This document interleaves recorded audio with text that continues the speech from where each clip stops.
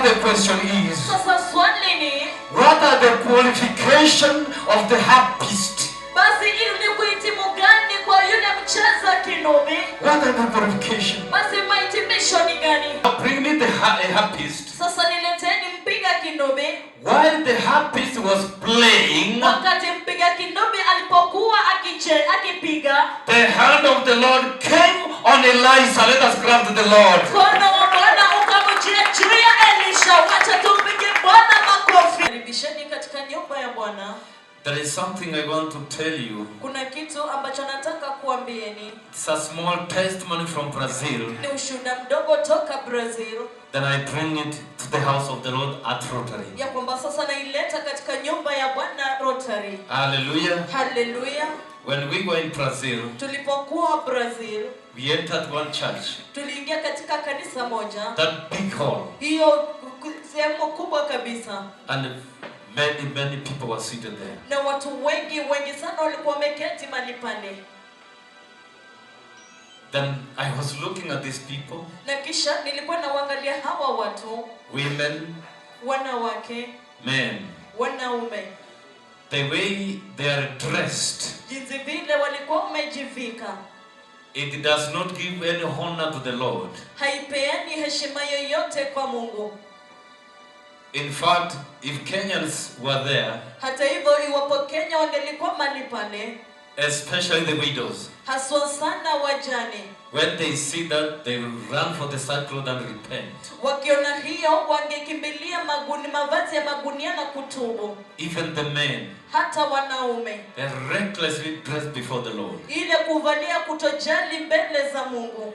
But as the servants of the Lord were ministering, lakini wakati wa watumishi wa Mungu walikuwa wanahudumu, then one lady, kisha dada mmoja, dressed the way she is, alivyokuwa tu amejivika, she carried her baby, alimbeba mtoto wake, stepped forward, akasonga mbele. Please, man of God, tafadhali mtumishi wa Mungu, pray for my child. Ombea mtoto wangu. Then as the man of God was laying his hands upon this child, na wakati mtumishi wa Mungu walikuwa wanaweka mkono wao kwa huyo mtoto, then I saw children running away from their parents seated in the congregation. Basi niliona watoto wakitoroka kwa wazazi wao waliokuwa wamekaa katika ukumbi. Almost 200 of them running also, bringing the head like this. The man of God to touch them. I don't know what caused these children to run. Yapata 200 walikuwa wanakimbia na kuweka vichwa vyao hivi ili kwamba watumishi wa Mungu wapate kuwaguza. Even their mothers running also, carrying the small baby toddlers. Come, running to them. Please, touch my child. Hata wamama wale wa kunyonyesha pia wakiwa wamebeba watoto wao na kuwaleta ili kwamba watumishi wa Mungu wapate kuwaguza. I noticed that. Nilitambua hilo. What comes to you? Ni nini inakuja kwako? They are now encountering the true servant of the Lord. Na sasa wamekutana na watumishi wawili wa Mungu. They are now encountering the truth. Sasa wanapatana na ukweli. They have never encountered such a truth. Hawajawahi kamwe katu kupatana na huo ukweli. Then again, na kisha tena, we went to another church. Tukaenda kanisa lingine. The same. Hilo sawia. Like that, and the pastors, apostles, prophets are seated there. Kama hivyo watumishi, wachungaji na mitume wakiwa wameketi mahali pale. Then, kisha, the man of God, watumishi wa Mungu, they dispensed a very powerful message of the pulpit. Wakachilia ujumbe wenye nguvu sana kuhusiana na mimbari. Fear God. Ogopeni Mungu. Fear God. Ogopeni Mungu. Then, kisha, the mighty prophets of the Lord, manabii wakuu sana wa Mungu, said, wakasema, allow me to step aside. Niruhusuni nisimame kando. Alone. Peke yangu. And speak to my God. Na ninene na Mungu wangu. Mark these words. Mark. Angazia neno hili. Let me step aside. Wacha nisimame kando. That means let me separate from you. Kumaanisha kwamba wacha nijitenge nanyi. I stand here. ninasimama hapa and I pray to my God. na ninaomba kwa Mungu wangu. What is that? Hiyo ni nini? That means their God is not the God of the two mighty prophets. Hiyo inamaanisha kwamba Mungu wao sio Mungu wa manabii wakuu wa Mungu. That is exactly what it means. Hiyo ndicho inamaanisha haswa. Then when the two mighty prayed, na wakati manabii wakuu wawili waliomba, and it said, na wakasema, it is finished. ya kwamba imekwisha. Now receive your healing. Sasa pokeeni uponyaji wenu. Immediately they said like that. Mara tu waliposema hivyo, People begin to walk. The blind are seeing. Everything is happening. Precious people. What is this are you saying? Basi hiki kinamaanisha nini? He is praying to his God, which is not their God. Anaomba kwa Mungu wake ambaye si Mungu wao. And his God has answered before the eyes of these people. Na Mungu wake anajibu mbele ya macho ya hawa watu. That means hiyo inamaanisha the two mightiest prophets, manabii wawili wakuu wa kutisha, they were introducing their God to them. Walikuwa wanafungua Mungu wao kwao. Introducing. Wanamtambulisha Mungu wao kwao. And they saw this God. Na walimuona huyu Mungu. They encountered this God. Walikutana na Mungu huyo. That's why they're running to him. They run because they have seen God. Wanakimbia sababu wamemuona Mungu. Because they have seen God. Kwa sababu wamemuona Mungu. Then kisha we went to another place. Tukaenda mahali pengine. Okay. The first one. Ile ya kwanza. The second one. Let me begin the second one. Wacha nianze na ya pili. When the most glorious, most dreadful prophets of the Lord said, let me step aside and talk to my God. Wakati manabii wa utukufu, manabii wa kutisha walisema kwamba wacha nisongee nisimame peke yangu na nimuombe Mungu. Then he was giving instructions. Kisha alikuwa anapeana maagizo. Zero movement. Hakuna kutembea tembea. Everybody sit down and keep quiet. Kila mtu keti chini na unyamaze. Don't walk, and if you walk, he will tell you sit down. Ukitembea takwambia uketi chini. Then he says, kisha akasema, all the instruments shut down. Vyombo vyote vifungwe. Alone. Peke yake. Then kisha he will look at Kimutai. Akamwangalia Kimutai. Anamwambia cheza keyboard. Cheza kinanda. Then we went to the third place. Na tukaenda mahali patatu. Tomorrow is the healing service. Kesho ni ibada kuu ya uponyaji. He told the women, aliwaambia wanawake, tomorrow I will stand before the Lord. Kesho nitasimama mbele za Mungu. And the healing comes. Na uponyaji unakuja. Please. Tafadhali. Dress proper. Valieni kikamilifu. Tomorrow when you come, dress better. Kesho ukija valia vizuri. Dress better. Valia vizuri. Because I will stand before the Lord. Kwa sababu nitasimama mbele za Mungu. Then, kisha third time arrived. Hiyo wakati ukafika. Again he said, mara tena akasema, allow me to stand alone. Niruhusuni nisimame peke yangu. Before God. Mbele za Mungu. And I pray. Na kaomba. That God may visit this place. Ya kwamba Mungu apate kutembelea mahali hapa. Then he is alone. Na kisha yu peke yake. Zero movement, no disturbance. Hakuna kusonga, hakuna kusumbuka. All the instruments shut down. Vyombo vyote vikiwa vimefungwa. Then he looked at Kimutai. Kisha akamwangalia Kimutai. Play the keyboard. Cheza kinanda. Then he began to pray. Kisha akaanza kuomba. Heaven opened. Mbingu zikafunguka. It is raining. Ikanyesha. Cripples walking. The blind are seeing. Hallelujah. Hallelujah. I was following this keenly. Nilikuwa nafuatilia haya kikamilifu. Now let me tell you why I have brought you like this. Sasa wacha niwaambie ni kwa nini nimewaleta hivi. Standing alone. Kusimama peke yako. My God. Mungu wangu. And my God visits. Na Mungu wangu anatembelea. Joseph put me on the screen. Joseph niweke kwenye runinga. 2 Kings chapter 3. Wafalme wa pili 3. Verse number 15. Mstari mdogo wa 15. Is Joseph doing something, please? Yes. Hallelujah. Hallelujah. Okay. Beginning 13. kuanzia mstari wa 13. Begin 13. Anzia 13. Elisha said to the king of Israel, Elisha akamwambia mfalme wa Israeli, why do you want to involve me? Ni kwa nini unataka kunihusisha? Go to the prophets of your father. Nenda kwa manabii wa baba zako. And the prophets of your mother. Na manabii wa mama yako. No. Hapana. The king of Israel answered, mfalme wa Israeli akajibu, because it was the Lord who called us 3 kings together to deliver us into the hands of Moab. Kwa sababu ni Bwana ambaye ametuita pamoja sisi wafalme watatu ili atutie mikononi mwa Moabu. I am not preaching, but I'm preparing.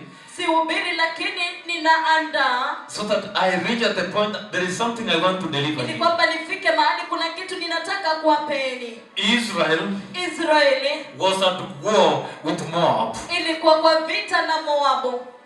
Then Moab proved to be stronger. Na kisha Moabu akajitokeza wenye nguvu. Then Israel kisha Israeli went to Judah. Wakaenda Yuda.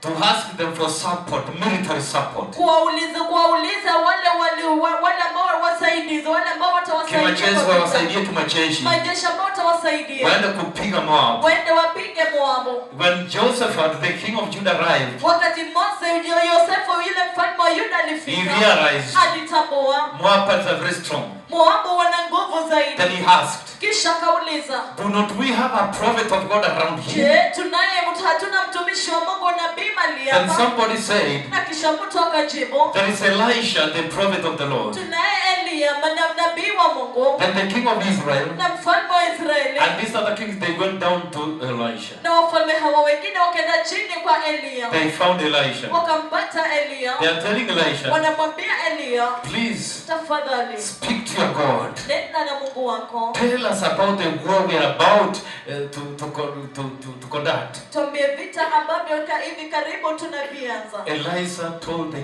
king of Israel, Elia akamwambia mfalme wa Israeli, do not you have your prophets there, the false prophets? Ya kwamba je, hamuna manabii wenu huko, manabii wa uongo? The gods of your father. Manabii wa baba zenu. Idolatry. Miungu. And the idols of your mother. Na zile miungu za mama zenu. Go to them. Nenda kwao. Not me. Go to them. Sio mimi, nenda kwao. Verse 14. Elisha said. Elisha akasema. Verse 14. 14. Elisha said. Elisha akasema.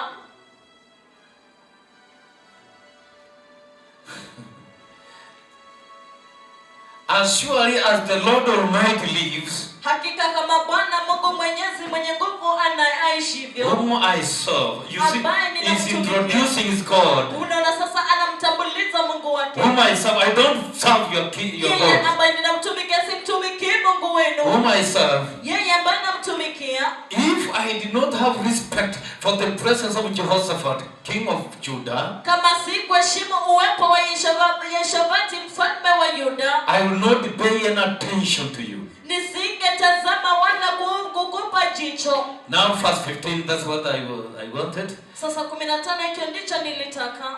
Now Elisha has accepted to go before his God. Sasa Elia amekubali kwenda mbele za Mungu wake. Elisha has accepted to go before his God. Elisha amekubali kwenda mbele za Mungu wake. Because of the presence of Jehoshaphat. Because Jehoshaphat, kwa sababu ya uwepo wa Yehoshafati.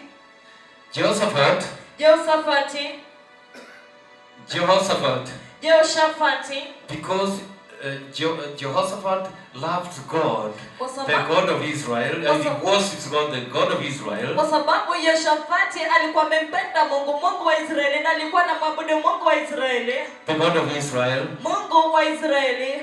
Then kisha he said, because of Jehoshaphat, now let me go before God. Akasema kwamba kwa sababu ya Yehoshafati, wacha sasa niende mbele za Mungu. Now listen how he's going. Look how he's going before the God. Sasa tazama jinsi anaenda mbele za Mungu. The God of heaven. Mungu wa mbinguni. The God of Israel. Mungu wa Israeli. The God the creator. Mungu the Redeemer. Mungu mkombozi. Look how he's going before the Lord. Tazama jinsi anaenda mbele za Mungu. He said, anasema, now bring me a harpist. Lakini sasa nileteeni mpiga mpiga kinubi.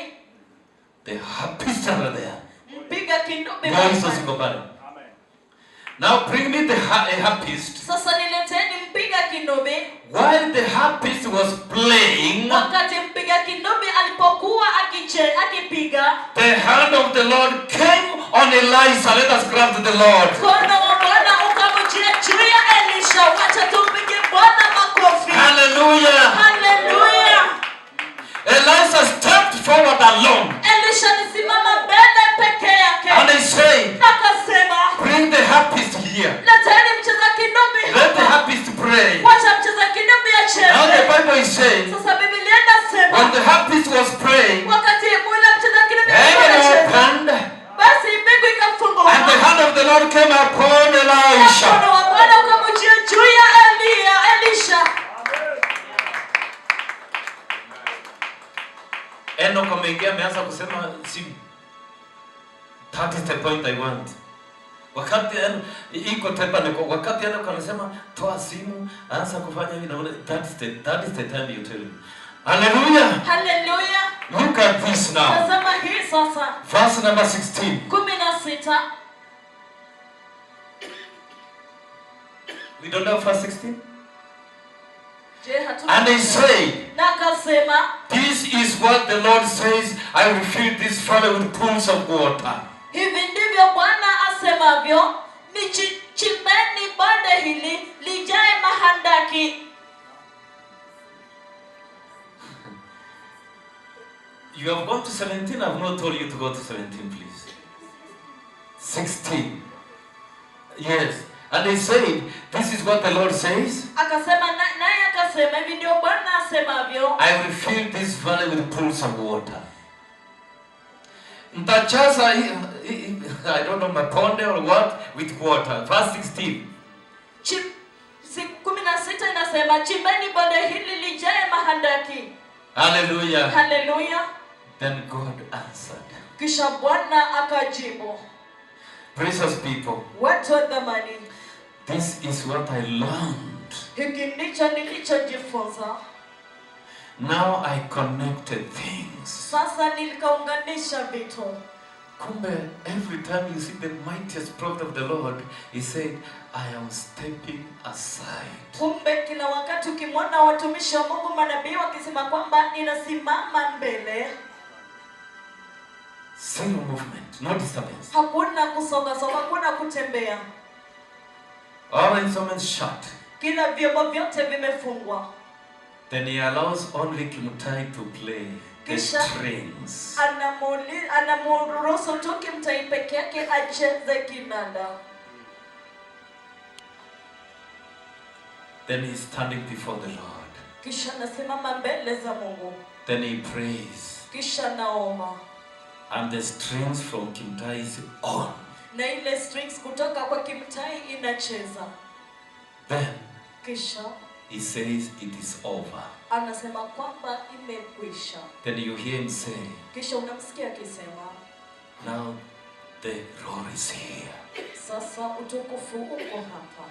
Then you hear healing here. Kisha unasema uponyaji hapa. Then you hear him say it will rain here. Kisha unamsikia akisema kutanyesha hapa. Then all those three, na kisha hizo zote tatu, they instantly happen. Kigafla inafanyika.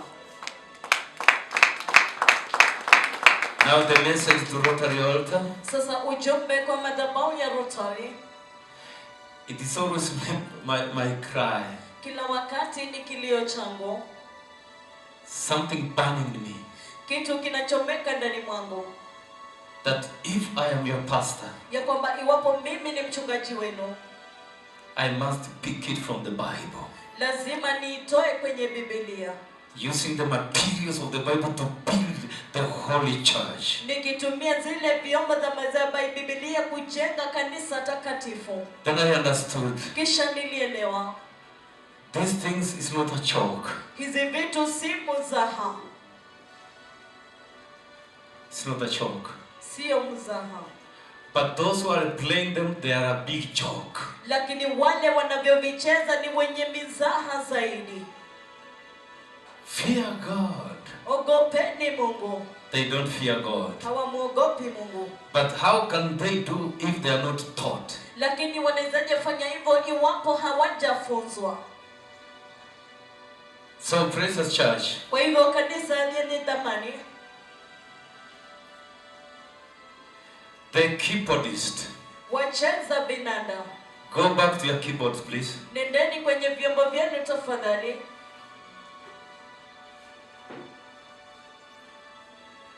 It is important thing that than singing. It's important this one now. Ni vyema hivi kuliko kuimba, ni vyema hivi. We bring the understanding. Tunaleta kuelewa. Then we continue.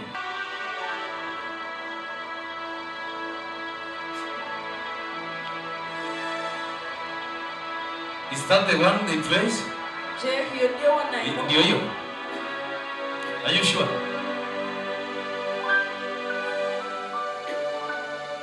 He only played the strings, please.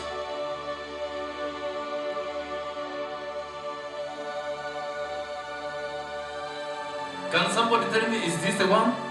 Je, mtu anaweza niambia kama ni hii? Worshippers, is this the one? Waabudu wacheni hii?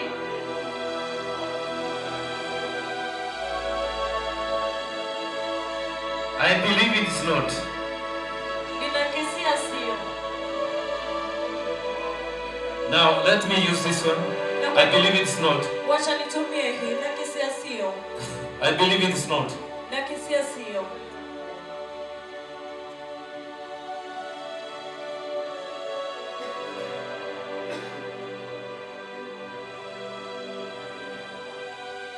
Okay, but let me use this one. Although I believe it's not. Wacha nitumie hii, lakini nakisia. But continue, please. Don't stop. Endelea tafadhali.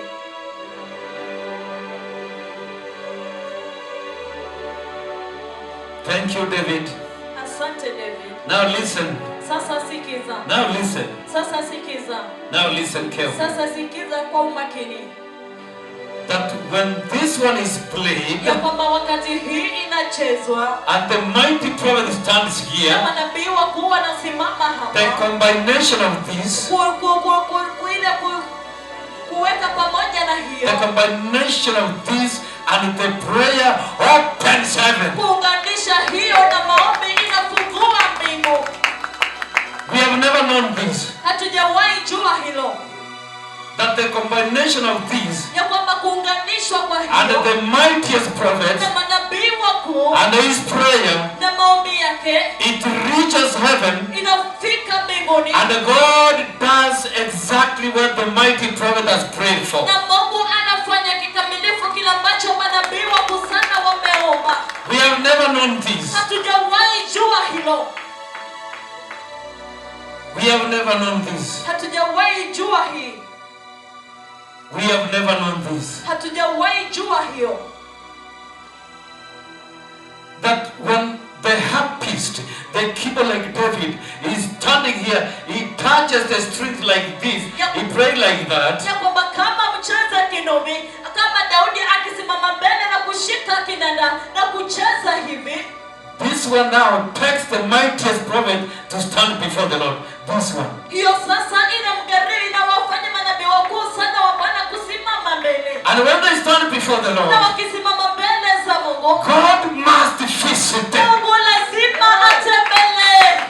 Have you ever known this, please? Sijawahi jua hii tafadhali. Have you ever known this? Je, umewahi jua hii? Then now it calls for very serious teaching, right? Lakini kwa hivyo sasa inaitia mafundisho ya kumaanisha sana, si ndio? Now the question is, Sasa swali ni, what are the qualification of the harpist? basi ili kuhitimu gani kwa yule mcheza kinubi? What are the qualification? Basi mahitimisho ni gani? That when the harpist, the keyboardist, when he steps forward, he touches on the keys of the strings. Ya kwamba yule mcheza kinubi, yule mcheza kinanda anasimama mbele na kuguza zile vinubi. And the mighty prophet stands here. Na manabii wakuu wanasimama hapa. That combination is so powerful in heaven and on the earth. Basi hiyo kuunganisha ni yenye nguvu sana mbinguni na duniani. Then God opens heaven and releases rain. Ya kwamba glory. Anachilia utukufu wake. Releases his power. Anachilia nguvu zake. And it begins to help the people. Na anaanza kunyeshea watu. To help the people. Kusaidia watu. This one. Hii hapa. Rotary, we must understand this, please. Rotary, lazima tuelewe hii tafadhali. We must stop Kisumism. Lazima tuachane na ukisumu. And we enter into this one. Na tuingie kwa hili. With seriousness. Na kumaanisha kwingi. Now let me connect it is not the full teaching, please. I really wanted to open it. Sikutaka kuifungua. Let me connect it to the worshippers. Wacha sasa niunganishe na waabuduo. Let me connect it to the worshippers. Wacha niunganishe na waabuduo. Another group that stands before the Lord. Kikundi kingine ambacho kinasimama mbele za Mungu. Are the worshippers. Ni waabuduo. If the combination of this one. Iwapo ile kuunganishwa kwa hiyo. And the servant of the Lord. Na mtumishi wa Mungu. And the worshippers also. Na waabuduo pia. They are standing here. Wanasimama hapa. Before the Lord. Mbele za Mungu. You can see the combination of this and the worshiper here. How it must be very powerful in the church. Kuona ile kuunganisha kwa hili na waabuduo inaweza kuwa kubwa sana. Very powerful in the church. Inaweza kuwa kubwa sana kwa kanisa. Then I understood. Kisha nilielewa. That's why ndio maana the mightiest prophet, manabii wakuu he said, kila wanasema tomorrow, kesho come dressed better. jioni mkiwa mmevalia vizuri. That's why ndio maana the mightiest prophet manabii wa Mungu rebukes the modern worship. Wanakemea ile ibada ya usasa. Hallelujah. Hallelujah.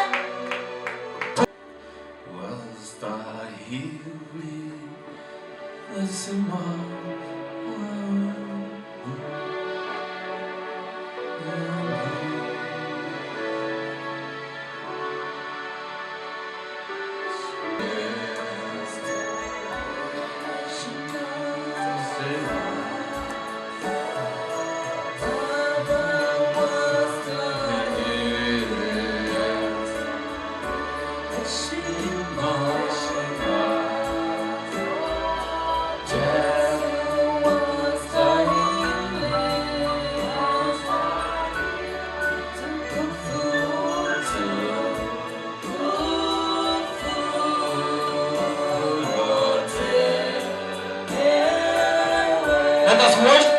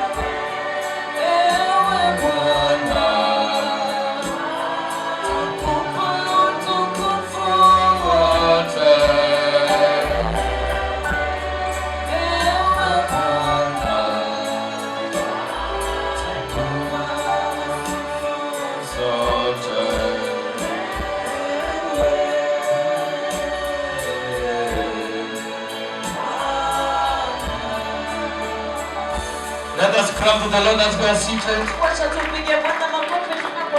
Hallelujah, in the name of Jesus. Hallelujah. Hallelujah. So the keyboardist, this is a very special teaching. Hii ni mafundisho maalum kabisa. Na mtafaa gunia. Na mtafaa gunia. Such that we reach this standard. Ili kwamba tupate kufika kiwango hiki. Put for me 1 Samuel. Niwekee Samueli wa kwanza.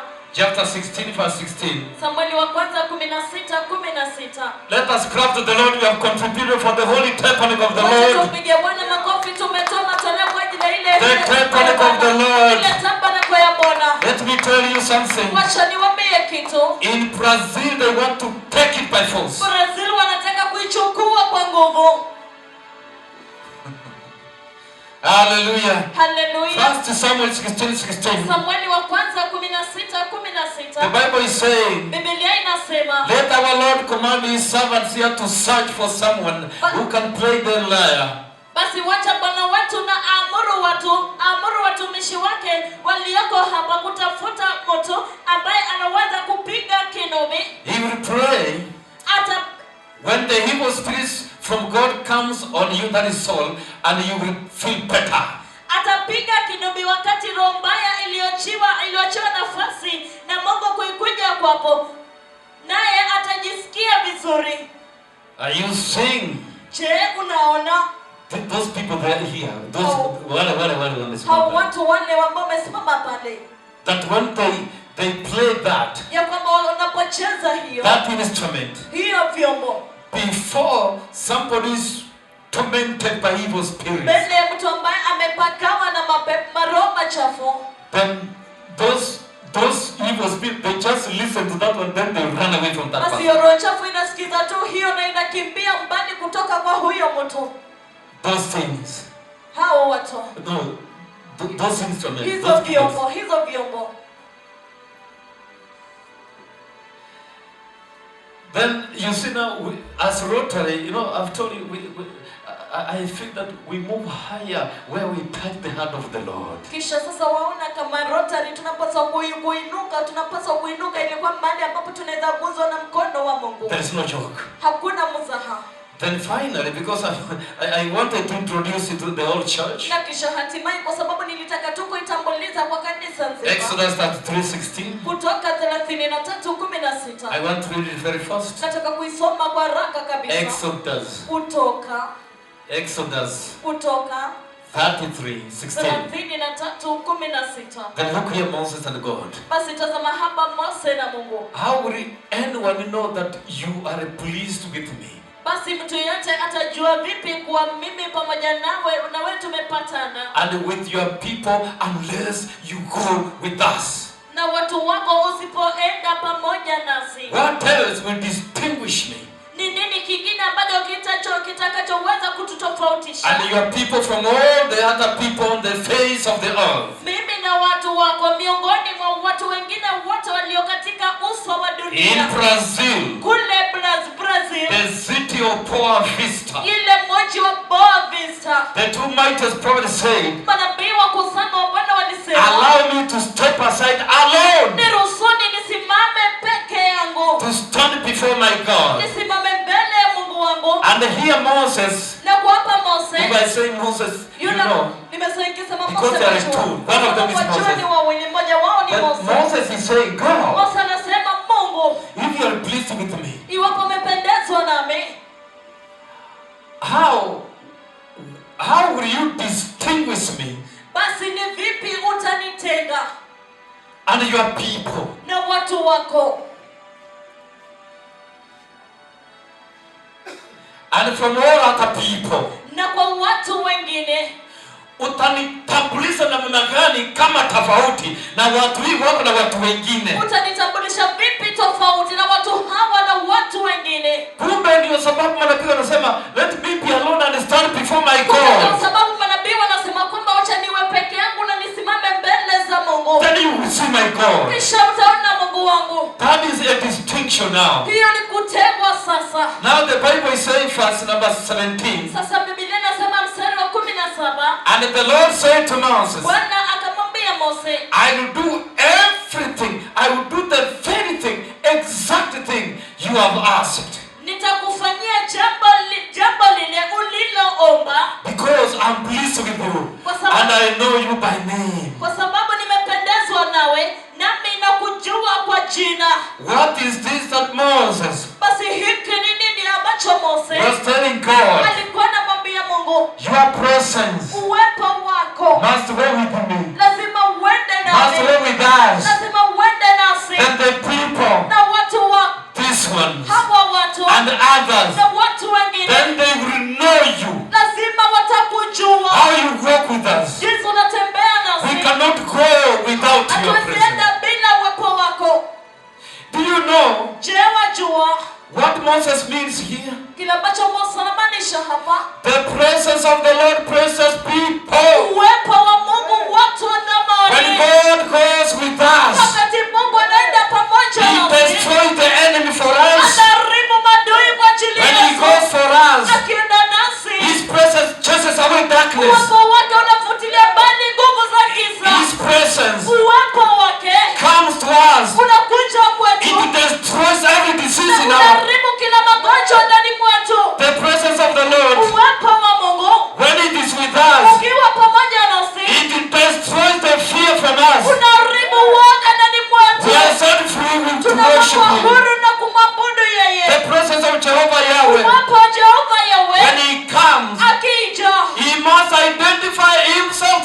other people. lazima ajitambulishe mwenyewe kwa watu wengine.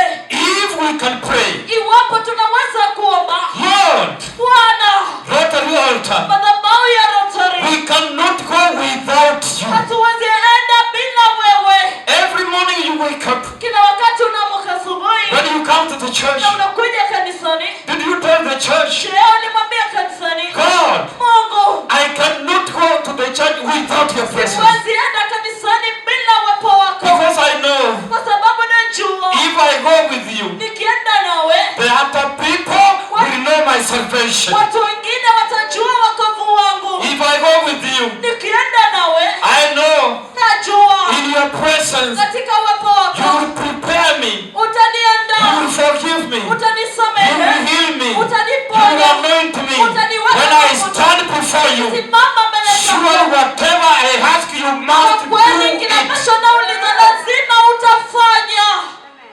You must distinguish Rotary Altar with others. Lazima utatenga madhabahu ya Rotary na wengine.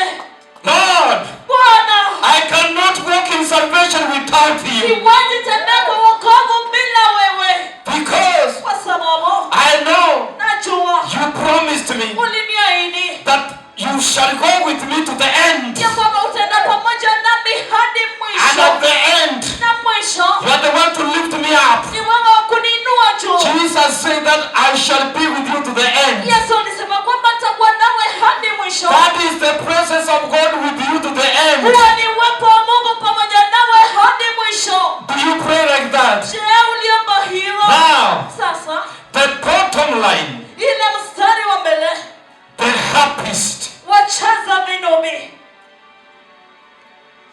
Hallelujah. Haleluya. But now, the reason why I'm bringing this, please, Lakini sasa sababu ambayo ninaileta hii, tafadhali, the reason why I'm bringing this, sababu ambayo ninaileta hii, the keyboards are too wicked. wacheza vinanda ni waovu kabisa. They already know how to play. Wanajua tu kucheza They don't know why they should play. na wajui ni sababu gani wanacheza. Why am I bringing this? Ni kwa nini naileta hili?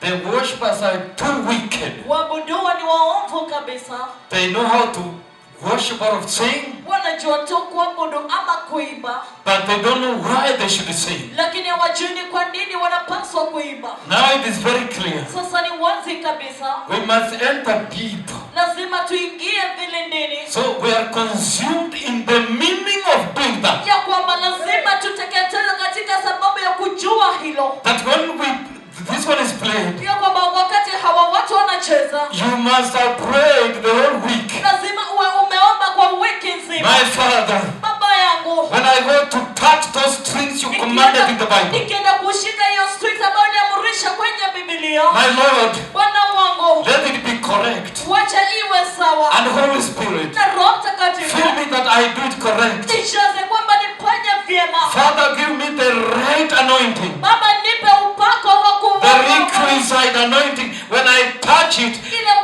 I touch it like this, kwamba nikiguza hivi, then the worshippers are here. basi waabudu wako Or hapa, a minister is ministering from the ama huduma pulpit. na huduma kutoka kwa mimbari, Then it creates that heavenly conducive, that heavenly environment that now you come. basi inajenga ile environment ya mbinguni ili kwamba sasa unakuja. That is serious. Hiyo ni ya kumaanisha, It's not a small thing. sio kitu kidogo, Not a showpiece. I know how to play the keyboard the way I see keyboardists. sio kujionyesha tu kwamba ninajua kucheza kinanda jinsi ninavyowaona wacheza vinanda. Not a showpiece. Sio As I see kujionyesha. the worshippers, oh, I'm the one on top of the list. I'm the one known. Jinsi ninaona wajua wale wenye waabudu wa jinsi wale ambao ninawajua na wale ambao wanaimba vizuri. Let me tell you. Wacha niwaambie. La hasha. La hasha. Somebody can be seated here, Mtu anaweza kuwa ameketi hapa a worshipper, na but he has mwabudu never picked the na microphone. hajawahi shika kipaza sauti, But he understands this. lakini anaelewa hii Then when he's before the Lord, ya kwamba wakati yuko mbele za when he's Mungu, before the Lord, wakati yuko mbele za Mungu, his worship and his heart anaabudu na moyo wake, and the harp is here. na mcheza kinubi It hapa connects. anaunganisha. Then I realized Na nilitambua this combination hii muungano imeunganishwa. It removes everything of the devil. Inaondoa kila kitu cha shetani. The snares, the traps, anything the devil had put there to frustrate Ile Israel. mitego ya shetani ambayo ameweka pale ili kwamba apate kuchokoza Hawa. That harpist, Yule mcheza this kinubi. worshipper, Huyu mwabudu and the minister na mhudumu. before the Lord. Mbele za Mungu.